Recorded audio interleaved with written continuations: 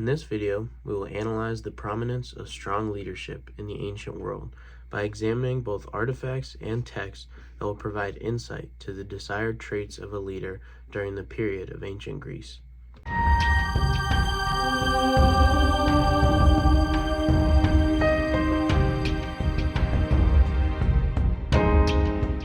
The Cyrus cylinder serves as a salient part of Persian, Jewish, Babylonian, and even U.S. history. This ancient artifact was sculpted and buried in 539 BC, shortly following the liberation of the Jewish people led by Cyrus from the Kingdom of Babylonia. However, the cylinder was not discovered until 1879 by a British-led expedition that took place in what once was Babylon and is now current-day Iraq. Today you can find the cylinder in a British museum in London, England.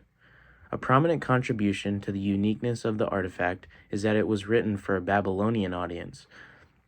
And because of that, the cuneiform that you see on the cylinder is comprised of Hebrew, Aramaic, and Arabic language components. The contents of the cylinder describe the climax of Cyrus's rule and his numerous acts of nobility. The inscription justifies his invasion of Babylon by presenting the ideas of tolerance and diversity that Cyrus looked to encourage following his conquest. The artifact was displayed for the Babylonian people. The message to them can be summarized by a line from the cylinder that reads, "I am Cyrus, king of all the universe." Cyrus wished to communicate both his dominance and the respect he expected to receive from the citizens that were now under his rule. By approaching this artifact from a social scientist point of view, we can analyze the reason for the artifact's prominence and why it has been preserved as a guideline for numerous societies, including the founding fathers of America and even modern-day Iran. In accordance with what is written on the Cyrus cylinder, an ancient Greek military leader and philosopher by the name of Xenophon wrote a text named The Education of Cyrus. This text served as what some would call a handbook for effective leadership. Using Cyrus's life experience as examples, the text taught its audience the ways of Cyrus and praised him throughout the text.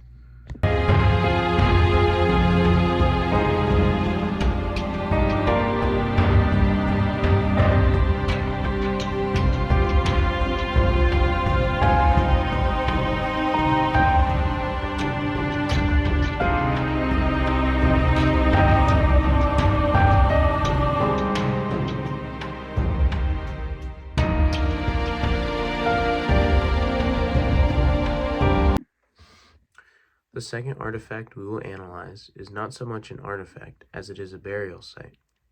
The tomb of Cyrus the Great is located in ancient Persia and what is now considered modern-day Iran. The tomb dates back to somewhere between 540 and 530 BC, which is consistent with the recorded time of death of Cyrus the Great. The structure is composed of limestone and has gone through multiple rounds of renovations and preservation. In its untouched state, the tomb chamber contained a gold sarcophagus along with Cyrus's priceless belongings, including his arms and jewelry. The final ancient text that we will acknowledge as a contribution to our collective wisdom of ancient leadership will be Herodotus's writings about the 4 Persian kings. Herodotus is considered by many as one of the most influential figures in our history and is often considered the first historian.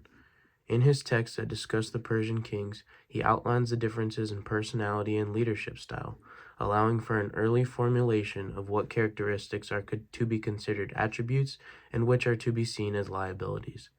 Addressing these remnants of ancient leadership from a humanist perspective enables us to connect the themes of leadership with larger forms of theory and culture.